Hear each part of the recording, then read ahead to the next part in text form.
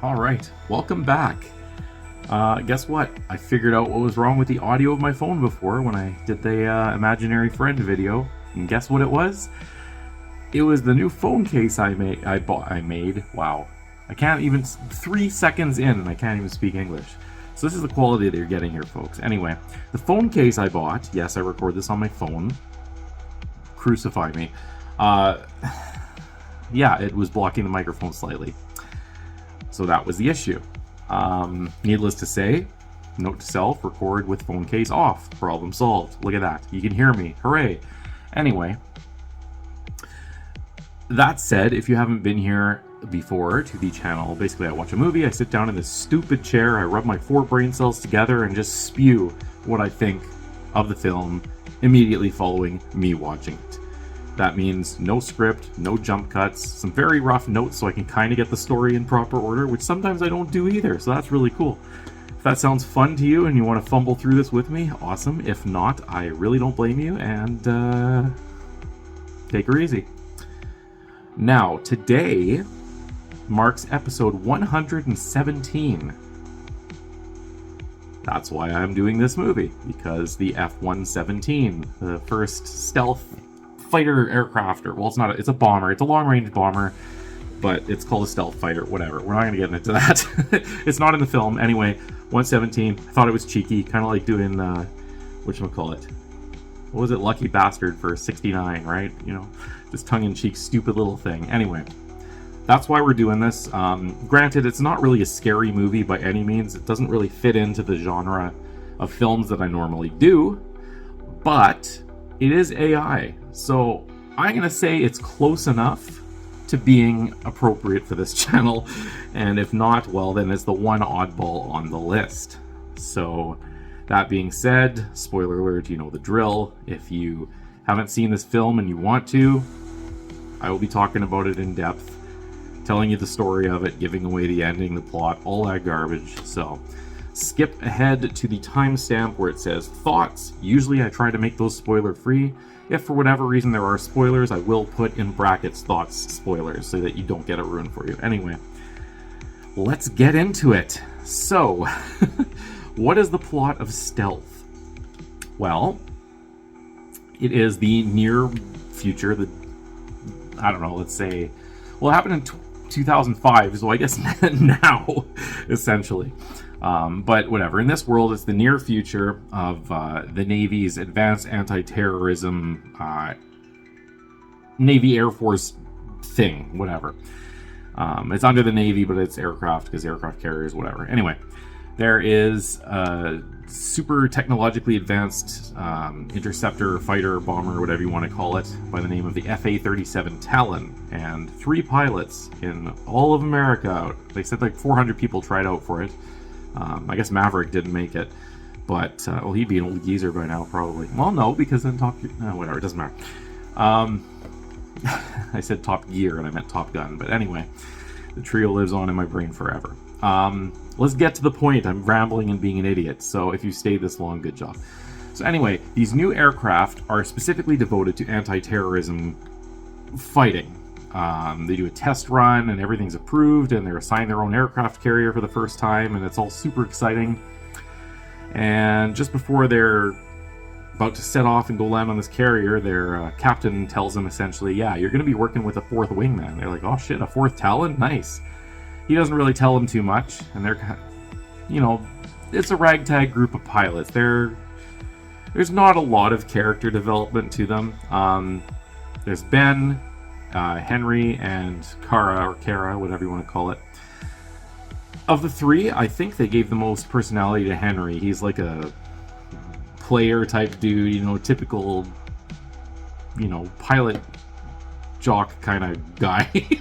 I don't know how else to explain it.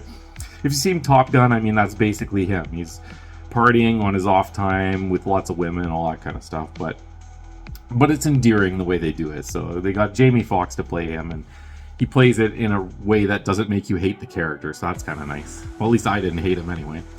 As far as Ben and Kara go, well, Ben is the leader of the group, and he's slightly less Henry-esque, and Kara is the girl. Yeah. A lot of thought process went into those. Anyway, whatever, let's get to the points. They get onto the aircraft carrier. They're introduced to their new wingman, which happens to be an AI-based UAV. Or UCAV, I guess, Unmanned Combat Aerial Vehicle. So, yeah, UCAV. And it goes by the name of EDI, which stands for Extreme Deep Invader or Infiltrator. I think it's Invader. I'm not sure. Anyway, whatever. EDI, or Eddie, they call him for short. He eventually gets a call sign named Tin Man, which is pretty clever, I guess. Anyway, they go out for a test run, and they're going to basically do some standard maneuvers, and they're told, basically, Eddie is going to watch you guys and learn from you guys, because he's, brand new, fresh AI, ready to absorb everything. He has all the combat schematics and everything, but in-person training, real-life experience makes a huge difference, even, I guess, to an AI, which makes sense. A lot of, variables that you wouldn't account for initially could happen, and it helps with that critical thinking type deal instead of just going by the book all the time. Anyway, whatever. They're immediately called over the radar and told that there is an emergency mission that they have to deal with. So some group in... where was it? Is it pronounced Myanmar or Myanmar or something? I'm not sure, but it's in the city of Rangoon. I can pronounce that. There is a terrorist organization of 3 heads of 3 different terrorist organizations are meeting. And they go to intercept it. They're ordered, essentially. But upon scanning the area where he's in, they note that the ceiling is way too thick of concrete to get any kind of bunker buster through them. And they're told to abort. And Eddie's like, no, we got this. And they're like, what? And he says, basically, if we... World War II dive bombers, essentially. So you increase the speed of the projectile by going down full speed plus, maximum velocity or whatever, and gravity pulls, etc., whatever. It's extra speed going down like a dive bomber. So that's what they do. And they say, okay, well, Eddie's going to do it because, he's the AI. He doesn't have a pilot. There's no risk, really, of him doing it. And, of course, our good friend Ben is like, no, I'm going to do it. And they're like, no, I told you, we're here to test Eddie, so let him do it. And he's like, oh, you're breaking up. And he turns the comm off and goes and does it himself, and yeah, it's successful for sure, but as he's pulling up, due to G's, he almost blacks out, and he clips a building, and all that kind of fun stuff. So, yeah, the mission is completed, but he gets some polite shit from his captain there about it, saying, dude, smarten up. Congrats and everything, it was 100% successful, but, yeah, you gotta let Eddie do what he's designed to do. If there are risks to my pilots... He goes on the whole thing of how do I explain to the parents about body bags and whatever when I have, an AI UCAV here that can do it for us. So anyway, point taken, whatever. Anyway, the next day there's can't remember if they're granted leave in Thailand or not first. I think they are, yeah. They were granted leave in Thailand, and of course Henry finds some beautiful Thai lady that he's macking up, and she doesn't speak a word of English, but they're lovers apparently. And there's some very light flirting that makes it very obvious that Ben and Kara have feelers for each other. Okay, we're gonna do that. We're gonna force a romance in here. All right. So keep in mind, this is a Hollywood movie, big budget, so of course there's gonna be a forced romance in it. That's just the way Hollywood works, at least in this time. Maybe not so much now, I'm not sure, but 2005, keep that in mind. So there's that. They don't address it, whatever. They go to a waterfall, and he's taking pictures of her in her bikini and everything. They're laughing and whatever. They're having even a little dinner date, and all of a sudden everyone's beeper goes off. So those two at their dinner or whatever, and Buddy with his Thai girlfriend is like, oh shit, okay, so there's a new mission. Apparently another terrorist group in Tajikistan has acquired 4 Scud missile launchers, and they're in the process of delivering nuclear-tipped warheads to the location of those Scuds. So basically, priority number 1 was initially take out the Scuds, and then the nukes were confirmed. It's like, okay, we're shifting the priority to the nukes. So if they fly in, Kara assesses the situation like, okay, first of all, there's a village right there. There's going to be a lot of collateral damage. If we detonate those nukes, radioactive fallout is going to drift all into this village. They're literally farmers. 1,000 people are going to get radiation poisoning. They're like, no, whatever, just do it. And then she's like, okay, well, now I'm assessing the weather and the wind situation, and nuclear fallout is going to be blowing directly into Pakistan, which is, at the time, I don't know if they still are or if they aren't. I don't really know where Pakistan stands with the States. But anyway, in this film, they're an ally. So that's really huge, really big red flag. And the captain's like, no, you're going to do it. And Ben says, you know what? No, I'm using my authority as the lead on the field of the mission to abort this. And Eddie's like, no, I'm just going to do it anyway. And so Eddie flies off, and they're like, fuck. So they go follow Eddie. And he... shit. So, okay, so at one point in the film, he's struck by lightning, and that's when his AI kind of sparks off and goes a little cray-cray. But I believe it's after this. So anyway, whatever. He goes and does that, and he ends up blowing up the nukes. They blow up all the scuds, and sure enough, all the radioactive fallout drifts into the little village, and not ideal. So they kind of decide to go on a wild goose chase. Eddie, why aren't you listening? I'm your commanding officer, all that kind of fun stuff. Yeah. Eddie basically says, you gotta do what you gotta do, and he's like selecting other targets. And oh, by the way, he's a little bit angsty. He likes to blast like rock music. So over the comms, he just plays this rock song so they can't talk to him or whatever, and he puts up a firewall so that the people on the carrier can't disconnect him and take over him or whatever.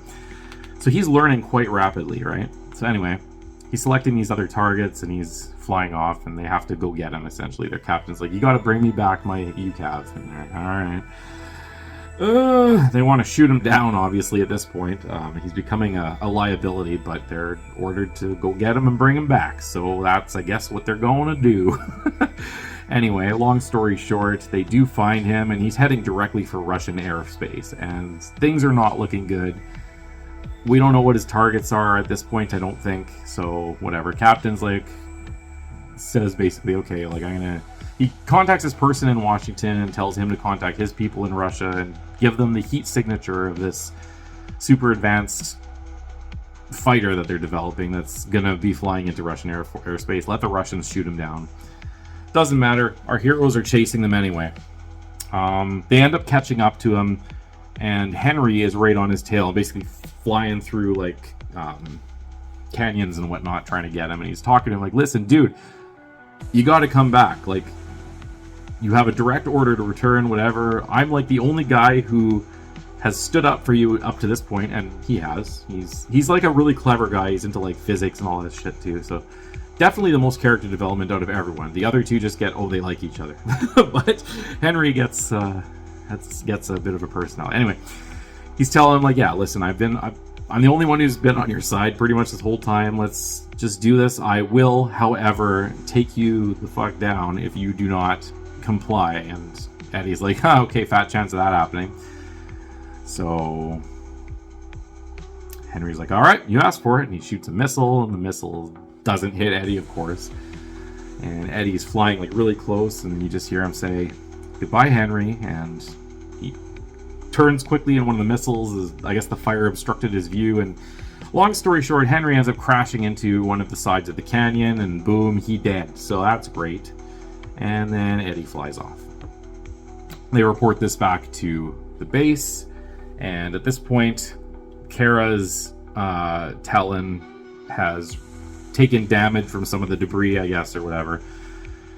So her wing, something's wrong with it. She has to return to the aircraft carrier. So Ben is like, all right, well, he's talking to his captain, and the captain's like, hey, like, that's awful, but you have to compose yourself. We have to take care of this situation. Like, yes, okay, fine. Mission first, mourn later. Gotcha.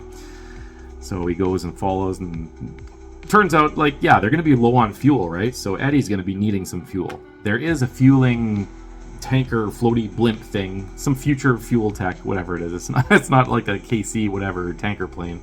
It's just some big blimp with like hoses that's going in a circle, I guess. I don't know. I don't know whose airspace it's in, but they're in like the Tajikistan, Russia region or whatever. And anyway, so Eddie finds this, and he goes to link up with it. And of course, the people back on the carrier have change the compatibility so that Eddie cannot fuel up, meaning he'll be low on fuel, he'll be forced to return to the carrier because of self-preservation programming in his AI, and they'll be able to assess and whatever the situation. So that's great. Maybe the lightning did happen before this. Whatever. I'm pretty sure it did, so my bad.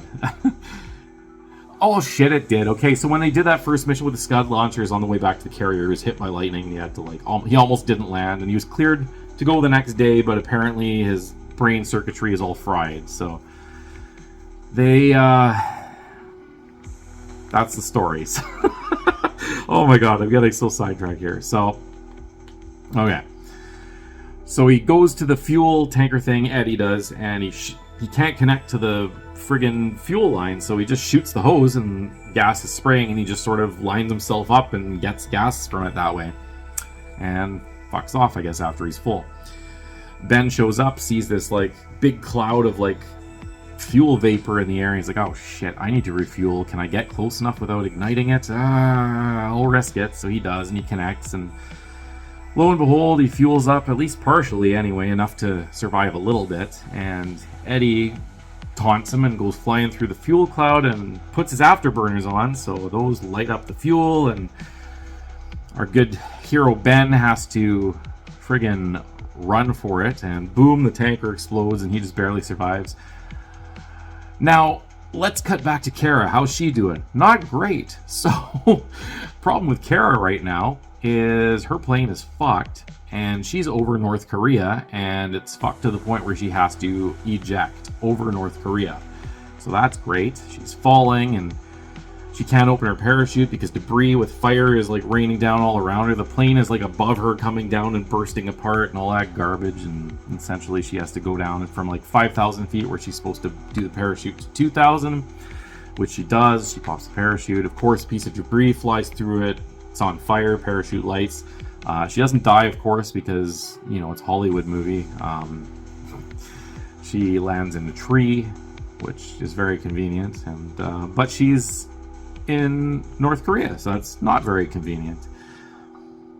Anyway, he's still chasing Eddie, back to our main hero here. He's still chasing Eddie, and he's flying directly into Russian airspace. He finds out that there's some hypothetical target in his system that he's selected in Siberia that doesn't even actually exist. And that's what he's going to take out. At this point, obviously, I guess the commanding officer's friends in Washington had relayed it to the Russians, because all of a sudden here come 3 Su-37 Terminators. So if you're not familiar with what an Su-37 Terminator is, I guess you could call it a Gen 4.5 fighter. So Gen 5 fighters are stealth, essentially, and Gen 4.5 fighters are as good as you can possibly get without having stealth, essentially. So they have thrust vectoring, which means they're like hyper maneuverable. They're just incredibly advanced, even though they're like 4.5 and not 5 gen. Anyway, very capable aircraft. Scary stuff. We got 3 of them coming at these guys, and they have the heat signature of Eddie. And Eddie says, okay, listen, Ben, we've had our differences, but we're not taking 3 of them out by ourselves. We got to work together. Ben's like, well, I guess so. So anyway, they do. Eddie takes one out. Then another one shoots one of Ben's engines out. He's not downed, but long story short, they end up taking all 3 of them out with teamwork.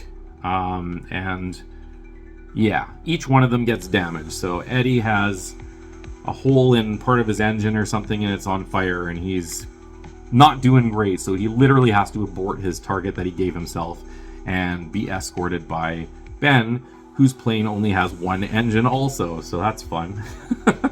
And they make a kind of pact. They're like, listen, Eddie, you got to come back, because for whatever reason, you have to come back. That's the rules. And Eddie's like, okay, fine, I'll comply. And he's like, okay.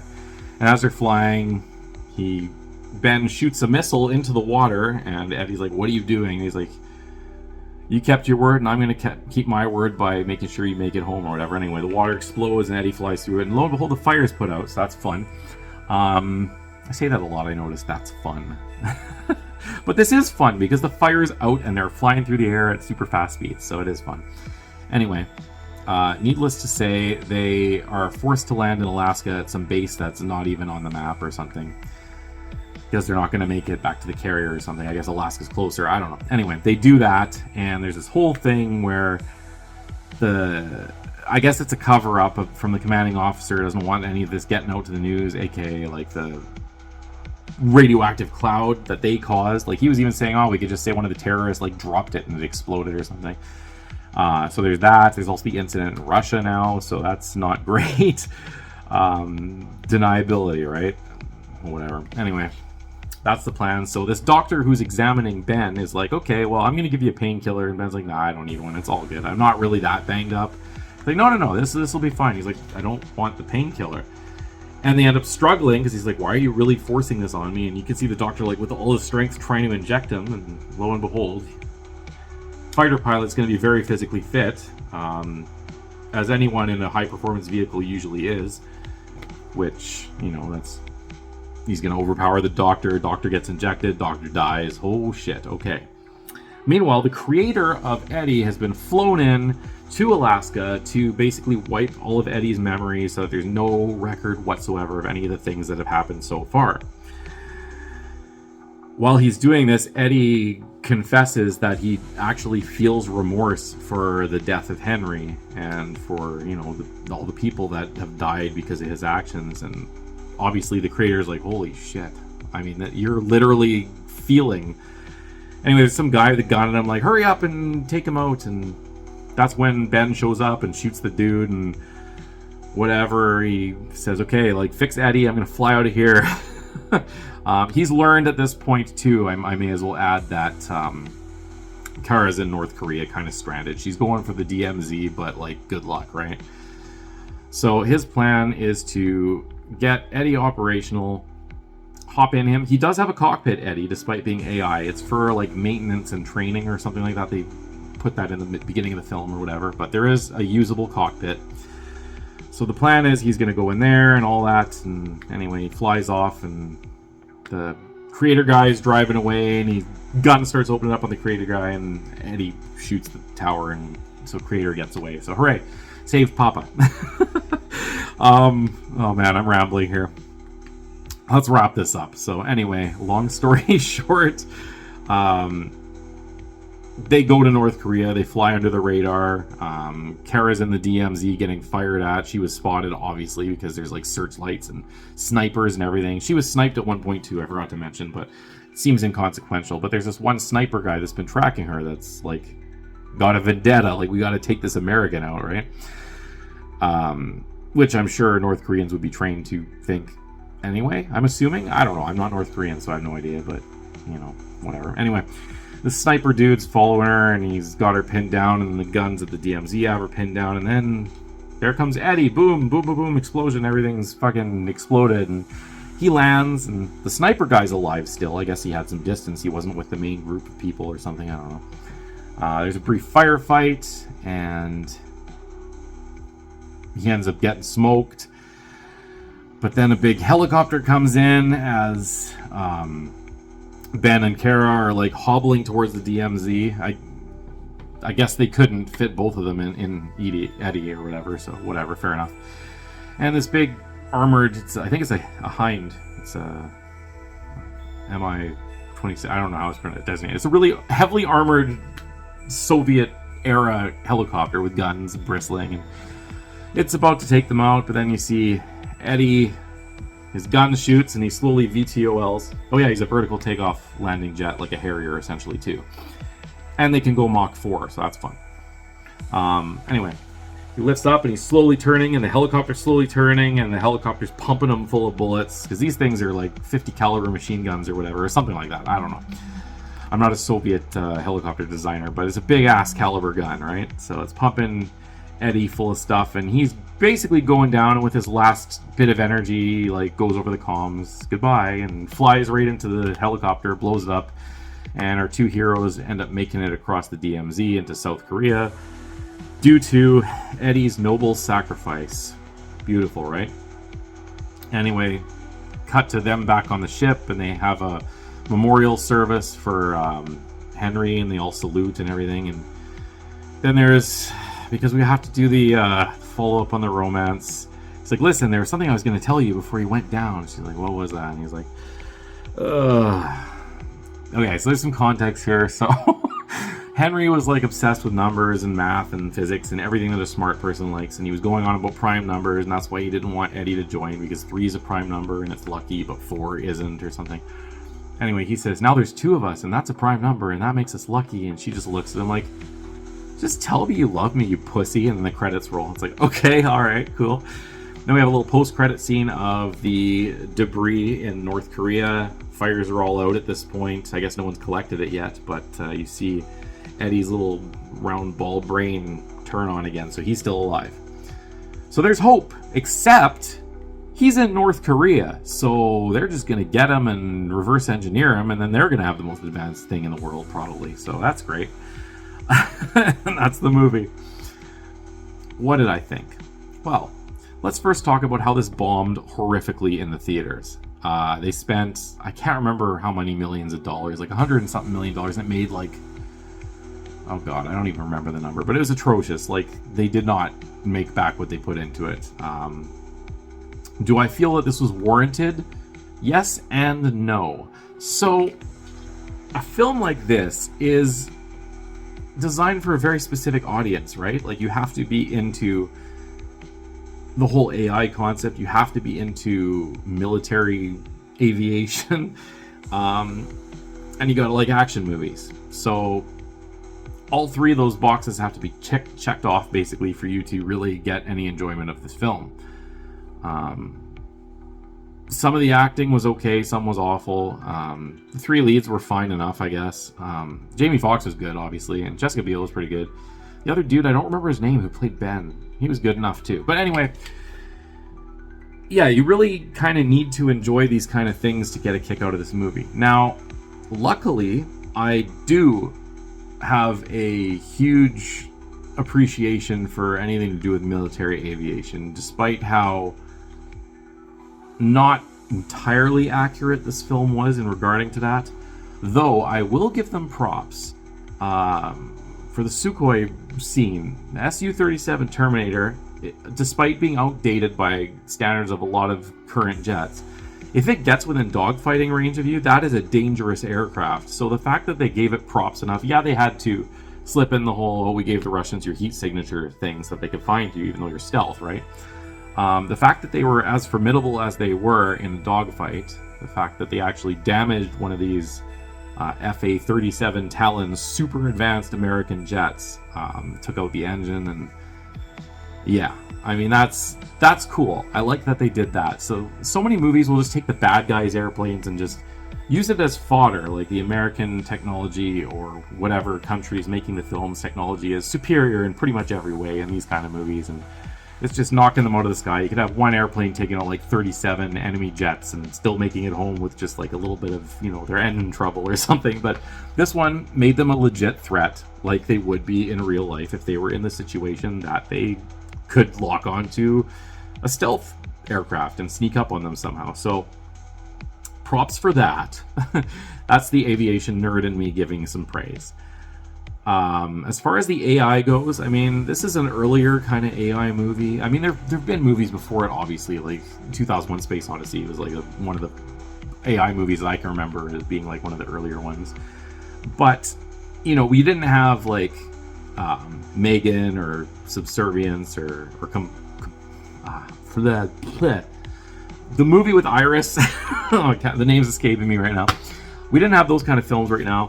And the way they portrayed the AI as starting off almost childlike and then having its like teen angst years where it's blasting music and stuff, which is still hilarious to me. And then realizing, I don't know, the meaning of friendship or teamwork or some shit and sacrificing itself. So you get the growing stages. That's kind of cool, I guess.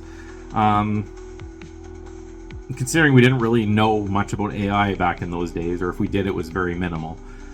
It was okay. So, in all honesty, I don't think the movie deserves as much flack as it gets, but in no means is it like a phenomenal, amazing movie.